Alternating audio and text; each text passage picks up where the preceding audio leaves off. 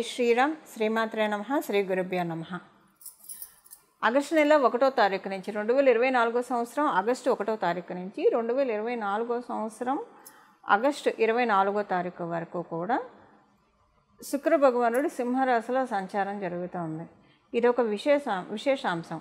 ప్రతి సంవత్సరం శుక్ర భగవానుడు సింహరాశిలోకి వస్తూనే ఉంటాడు. సంవత్సరంలో ఒక్కసారి డెఫినెట్గా ఆయన సింహరాశిని టచ్ చేస్తాడు. కొన్నాళ్ళు అక్కడ ఉండి మళ్ళీ కన్యారాశికి వెళ్తాడు. ఇలాగా ప్రతి రాశిని ఆయన తిరుగుతూనే ఉంటాడు. అయితే ప్రతి సంవత్సరం లేని స్పెషల్ ఈ సంవత్సరం ఉంది కాబట్టి స్పెషల్గా ఆయన శుక్ర భగవానుడి సింహరాశి సంచారం గురించి ఇప్పుడు మనం మాట్లాడుకోవాలి. ఏంటి ఆ స్పెషల్ అంశం ఏంటంటే శనీశ్వరుడు శుక్ర భగవానుడి రాశులైన వృషభ రాశి మరియు తులారాశులకి పరిపూర్తి రాజయోగాన్ని ఇచ్చేది శనీశ్వరుడు. అలాగే శనీశ్వరుడు రాశులైన మకర రాశి మరియు కుంభరాశులు ఈ రెండిటికి కూడా పరిపూర్తి రాజయోగాన్ని ఇచ్చేది శుక్ర భగవానుడు. ఈ శుక్ర భగవానుడు శనీశ్వరుడు వీళ్ళిద్దరూ కూడా సమసప్తకాల్లో ఉన్నారు. కుంభరాశిలో ఆయన ఉన్నాడు వక్రించి, అలాగే సింహరాశిలో ఈయన సవ్యగతిలో ఉన్నాడు.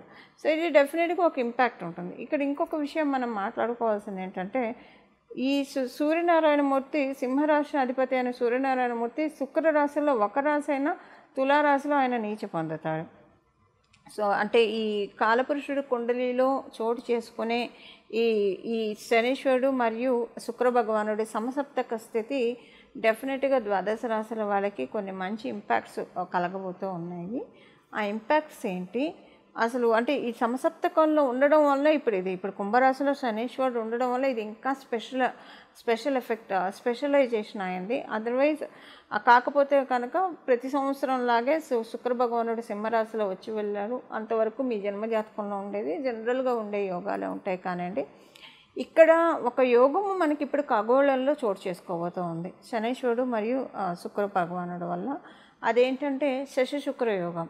ఈ శశి శుక్ర యోగం ఎలా ఉంటుందంటే జనరల్గా శశబుధ యోగం కానివ్వండి, శశి శుక్ర యోగం కానివ్వండి, మనీని అంటే మనకి పరాశర సంహితలో ఉన్నది ఏంటంటే డబ్బుల్ని ఇస్తుంది శశి శుక్ర యోగం. అయితే ఈ డబ్బుల్ని ఇచ్చేది ఇప్పుడు శశబుధ యోగం కూడా డబ్బుల్ని ఇస్తుంది. శశబుధ యోగంలో వచ్చిన డబ్బులు ఏంటంటే చక్కగా కాపాడుకుంటారు. ఇప్పుడు ఒక చిన్న పిల్లల దగ్గరికి వెళ్ళి మనం చాక్లెట్లు 3 ఇచ్చామనుకోండి, మనమే ఇచ్చామనుకోండి ఒక 3 చాక్లెట్లు, తర్వాత వాటిలోంచి మనం ఒకటి అడిగితే నాయి అని పక్కన పెట్టేసుకుంటారు. వాళ్ళ దగ్గర ఏ ఉన్నా సరే ఎవరు పక్కన పెట్టేసుకుంటారు. అది శశబుధ యోగం. అంటే వచ్చిన ప్రతి రూపాయి కూడా చాలా ప్రీషియస్గా చూస్తారు, చాలా చక్కగా దాచిపెట్టుకుంటారు. పొందిగ్గా వాళ్ళ ఫైనాన్షియల్ ఇది ఉంటుంది. అంటే టూ మచ్ ఫైనాన్షియల్ డిసిప్లిన్ ఉంటుంది. ఈ శశి శుక్ర యోగం ఎలా ఉంటుందంటే ఒక దాత అంతే. అలా డబ్బుల్ని శుభ్రంగా లగ్జరీస్కి లావిష్ లైఫ్కి అలా అలా అలా ఖర్చు పెట్టేస్తూ ఉంటారు శశి శుక్రయోగం ఉన్నవాళ్ళు. వాళ్ళకి రావడం అలానే వస్తే వీళ్ళు ఖర్చు పెట్టడం కూడా అంతే చక్కగా ఖర్చు పెడతారు. సో వీళ్ళకి ఎలా ఉంటుందంటే ఖర్చు పెట్టే ఇది ఉంటుంది. అంటే అవసరమైన వాటికి ఖర్చు పెడతారు, ఒక్కోసారి అనవసరమైన వాటికి కూడా ఖర్చు పెడతారు. లగ్జరీస్కి మెయిన్ కాస్మెటిక్స్కి శశి శుక్రయోగం ఉన్న వాళ్ళు పెట్టినంత ఇది ఇంకెవరు కూడా పెట్టరు. కాస్మెటిక్స్ కానివ్వండి, లావిష్ లైఫ్కే కానివ్వండి, ఇలాంటి వాటన్నిటికీ కూడా ఎలాంటి పీనాస్థానం చూపించకుండా చక్కగా ఖర్చు పెట్టేస్తారు. అలాగే ఇప్పుడు ఇది శశి శుక్రయోగము ఒక్కొక్క రాశిలో అంటే ఇది సమసప్తక దృష్టి వల్ల ఏర్పడుతుంది. వీళ్ళిద్దరూ కలిసి లేరు కానివ్వండి, సమసప్తక దృష్టి. ఇప్పుడు శనీశ్వరుడు శుక్ర భగవానుడిని చూస్తున్నాడు, శుక్ర భగవానుడు శనీశ్వరుడు వక్రించిన శనీశ్వరుని చూస్తున్నాడు.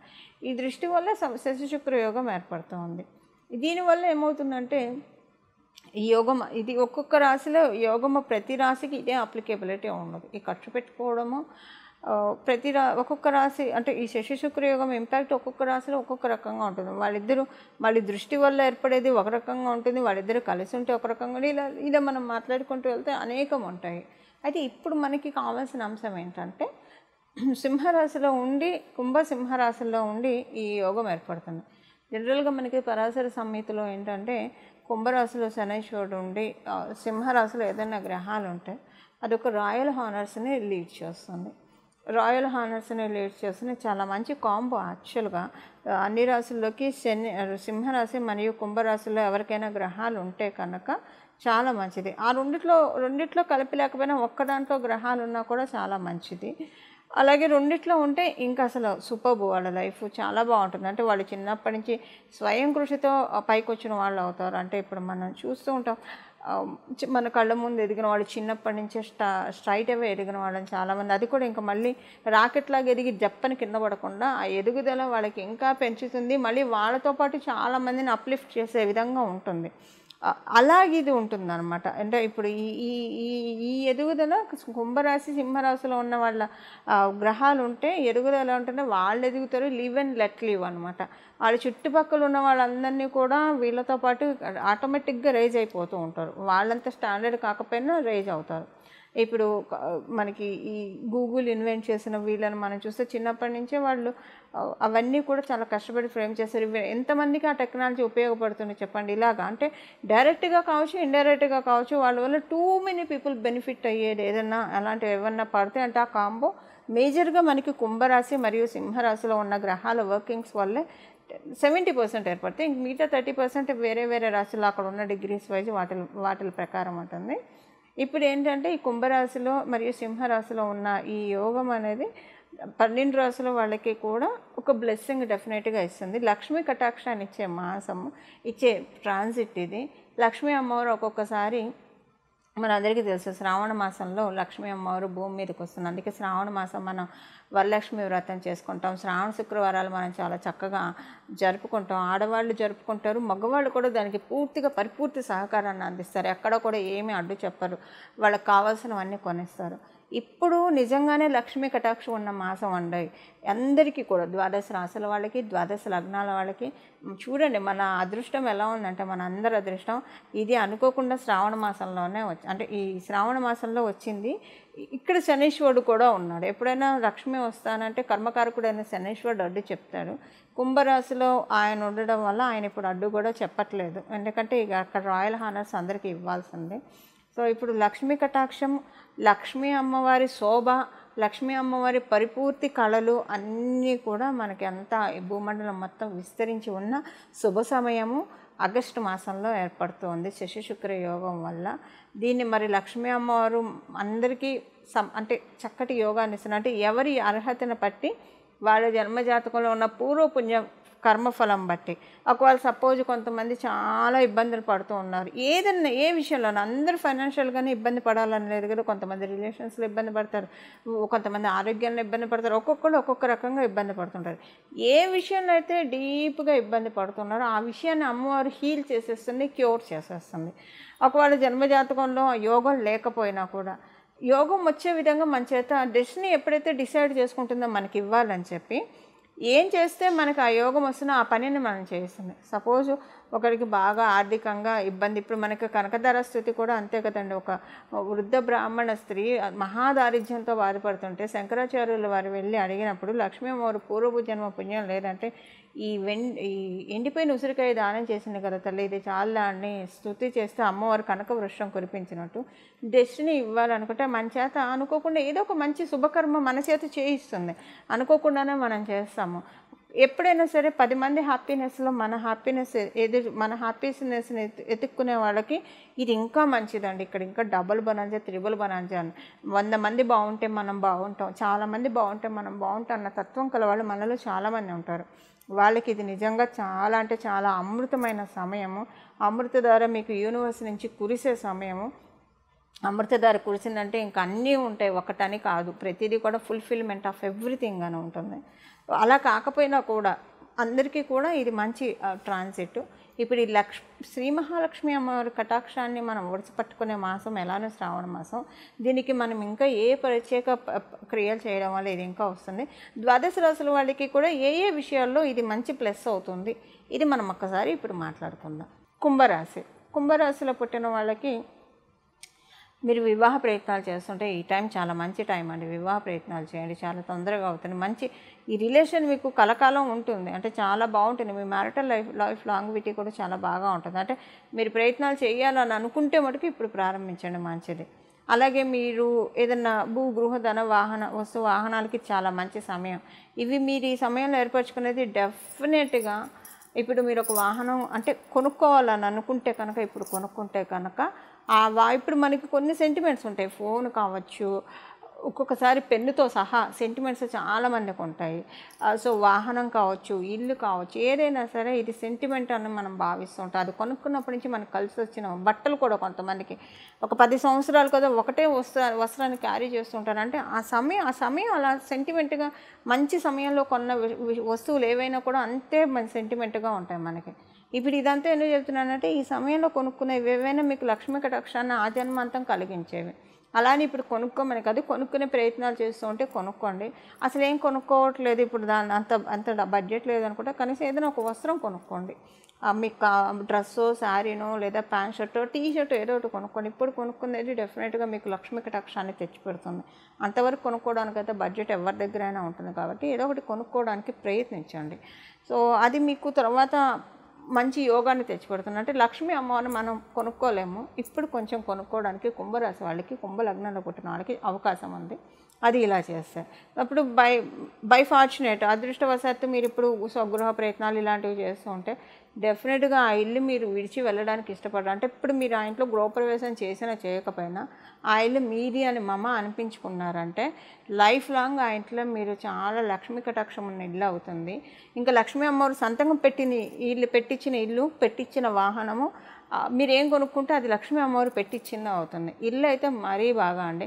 ఒకవేళ మీరు అద్దిల్లు మారాలన్నా కూడా ఇది చాలా మంచి శుభ సమయం. వేరే అద్దెంటికి మారాలన్నా ఆ అద్దింటికి శ్రీలక్ష్మి అమ్మవారు సాయం చేస్తున్నారు. అంటే మారమని మటుకు కాదు, ఒకవేళ మారాలనే ప్రయత్నం మళ్ళీ ఇప్పుడు ఏదో బాగుంటుంది కదా అని మారితే అది మళ్ళీ లెక్కకి రాదు. మీరు ఆల్రెడీ ప్రయత్నాలు చేస్తూ మీరు ఈ వీడియో చూస్తే డెఫినెట్గా మీరు తెలుసుకోవాల్సిన అంశం ఏంటంటే లక్ష్మీ అమ్మవారు సాయం చేసి ఇచ్చిన ఇల్లు అది. అక్కడి నుంచి ఇంక మీరు సొంత ఇంటికే వెళ్తారని అర్థం. అని మీరు స్వగృహ యోగం కోసం ప్రయత్నాలు చేస్తూ ఉన్నా సరే మంచి ఇల్లు అమ్మవారు సాయం చేసి ఇచ్చిన ఇల్లు మీకు కటాక్షిస్తుంది. సో ఇంకా అది లైఫ్ లాంగ్. కానీ ఇప్పుడు కొనుక్కునే వస్తువు కానీ, వాహనం కానీ, బంగారం కానీ ఏది కూడా మీరు లైఫ్ లాంగ్ మీతో రిటైన్ చేసుకోవడానికే ప్రయత్నించండి. దాన్ని మీరు అమ్మేసిన వాళ్ళకి వెళ్తున్న కటాక్షం. So be careful in this matter అండి.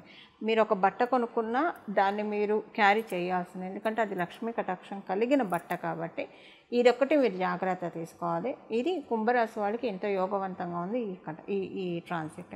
చూశారు కదండి. ఇప్పుడు మనం పరిహారం ఒకసారి ఏం చేస్తే లక్ష్మీ అమ్మవారి కటాక్షం శీఘ్రంగా మనకి కలుగుతుందో చూద్దాం. ఇప్పుడు మనం తెలుసుకున్న ఈ ఆగస్టు నెల మొత్తం ప్రతిరోజు ఉదయాన్నే లేచిన వెంటనే స్నానం చేసి చక్కగా శుచులయ్యి ఇల్లు వాకిలి శుభ్రం చేసుకున్న తర్వాత చక్కగా ఇంట్లో ప్రతిరోజు కూడా 16 సార్లు శ్రీ సూక్తం వినండి. లేదా ఆడవాళ్ళైతే చదవకూడదు, వినొచ్చు. మగవాళ్ళైతే శ్రీ సూక్తం చదవడం వస్తే కనుక చక్కగా చదవండి, 16 సార్లు చదవండి. అలాగే ఒక్క శ్రీ సూక్తాన్ని విని కానీ చదివి కానీ వదిలేయకూడదు. పురుష సూక్తాన్ని కూడా దాంట్లో మనం సంపుటీకరణ చేయాలి. సంపుటీకరణ అంటే ఆ రెండేం సంపుటీకరణ చేయక్కర్లేదు, జస్ట్ వింటే సరిపోతుంది. మళ్ళీ అది సంపుటీకరణ అంటే అదొక ప్రత్యేకమైన ప్రాసెస్ ఉంటుంది, అదంతా కన్ఫ్యూజన్లోకి వెళ్తుంది. అదంతా ఏమక్కర్లేదు. శ్రీ సూక్తం ప్రతిరోజు 16 సార్లు వినండి లేదా చదవండి. ఆడవాళ్ళు అయితే వినడమే. అలాగే 3 సార్లు కనీసంగా పురుష సూక్తం వినడానికి చదవడానికి ప్రయత్నించండి. ఒకవేళ 16 సార్లు పురుష సూక్తం కూడా చదవగలిగితే ఇంకా మంచిది. లేదా కనీసం పురుష సూక్తం 3 సార్లు వింటే సరిపోతుంది. ప్రతిరోజు మీ ఇంట్లో ఆ వేదం, ఇప్పుడు స్త్రీ సూక్తం అంటే ధనం అగ్నిం, ధనం పశువు, ధనం వాయు ఇలా వస్తుందంటే ప్రతి చోట శ్రీలక్ష్మి అమ్మవారు ఉంటుంది. శ్రీలక్ష్మి లేని ప్రదేశమే లేదు అని మనకి శ్రీ సూక్తం తెలుపుతుంది. అంటే ఈ శ్రీ సూక్తం తెలిపే విషయాన్ని మనం చక్కగా అవగాహన చేసుకోవాలంటే పూర్తిగా దాంట్లో డెడికేటెడ్ అయిపోయి మనం వింటే కనుక అది వింటుంటే కూడా చాలా మంచి వైబ్రేషన్స్ వస్తాయండి. చాలా హాయిగా అనిపిస్తున్నాయి మనసుకి. ఆ వేదిక్ చాంట్ వింటూ ఉంటే చాలా ప్రశాంతంగా అనిపిస్తున్నాయి. మీకు తెలిసిన బ్రహ్మలు ఎవరైనా ఉంటే కనుక వాళ్ళని ఇంటికి పిలిపించి 16 సార్లు చదవమని చెప్పండి. శ్రీ సూక్తం, పురుష సూక్తం ఒక 3 సార్లు. వాళ్ళకి మీకు తోచినంత దక్షిణ ఇవ్వండి. ఇది లోభత్వం చూపించకుండా దక్షిణ ఇవ్వాలి. ఎందుకంటే లక్ష్మీ అమ్మవారు దాన ధర్మాలకే మనం అమ్మవారి ప్రసన్నతని మనం పొందగలుగుతాం. మీకు తెలిసిన ఋత్వికులకి, బ్రహ్మలకి కానివ్వండి, గురుస్థానంలో ఉన్న వాళ్ళకి కానివ్వండి, దేవాలయాలకి కానివ్వండి, ఇలాగా గురుస్థానంలో గురువుకి సంబంధించిన గోశాలల్లో కానీ గురువుకి సంబంధించిన పోర్ట్ఫోలియోస్లో ఉన్న సంబంధించిన రంగాల్లో ఉన్న వాళ్ళకి మీకు తోచినంత లోభత్వం చూపకుండా దానం చేస్తే కనుక నిజంగా లక్ష్మీ అమ్మవారి బ్లెస్సింగ్స్ చాలా చక్కగా వస్తాయి. ఇప్పుడు మనం పరిహారం చూసాం కదా, ఈ పరిహారం చేసుకొని అందులో మనం ఉన్నది శ్రావణ మాసంలో లక్ష్మీ అమ్మవారి కటాక్షాన్ని ఇవేమి దాన ధర్మాలు చేయలేని వాళ్ళు చక్కగా ప్రశాంతంగా చేయగలిగిన వాళ్ళు ఇది చేయండి. చేయలేని వాళ్ళు ప్రశాంతంగా 16 సార్లు శ్రీ సూక్తం వినడం, 3 సార్లు పురుష సూక్తం వినడం, లేదా చదవడం, మగవాళ్ళైతే చదవడం వస్తే చదవడం, ఇది చేయండి. లక్ష్మీ అమ్మవారి మిమ్మల్ని దానం చేసేదానికి అర్హుల్ని చేస్తుంది. చేయలేని స్థితిలో ఉన్న వాళ్ళకి ఆ చేసే విధంగా అర్హత మీకు కలిగిస్తుంది. అంటే ఇప్పుడు మన దగ్గర చాలా ఉంటే మనం అవతల వాళ్ళకి ఇవ్వగలుగుతాం కదా, అలాంటి అర్హతని మీకు అమ్మవారు కలగజేస్తుంది. బట్ ఒకవేళ అలా లేకపోతే అంటే అప్పు చేసి మటుకు దానాలు చేయకూడదు. ఇది ఒకటి మటుకు గుర్తుపెట్టుకోండి. ఎవరు అప్పులు చేసి మటుకు దానాలు అస్సలు చేయకూడదు. అది దోషం అవుతుంది. అప్పు చేసి మన స్థాయికి మించి చేసే దానం కూడా దోషం అవుతుంది. కలిగి ఉన్నప్పుడు లోభత్వం చూపించొద్దనే మనం ఏ కథ చూసినా, సత్యనారాయణ స్వామి వ్రత కథ చూసినా, ఎందులో అయినా సరే లోభత్వం లేకుండా, అంటే మనకి కలిగి ఉండి ఎందుకు ఇవ్వాలన్న లోభత్వం అయితే చూపించకూడదు. లేనిది తెచ్చిపెట్టి కూడా ఇవ్వకూడదు. ఈ రెండు దోషమే. ఇది ఈ మధ్యలో ఉన్న లైన్ని తెలుసుకొని చక్కగా కలిగి ఉన్న దాంట్లో కొంచెం ఇచ్చినా మనకు వచ్చిన ఇబ్బంది ఏం లేదని అనుకుంటే దానం చేయండి. లేదా ఇవ్వడం వల్ల రేపటికి ఇబ్బంది అవుతుందని అనుకుంటే అలా కూడా దానం చేయొద్దు.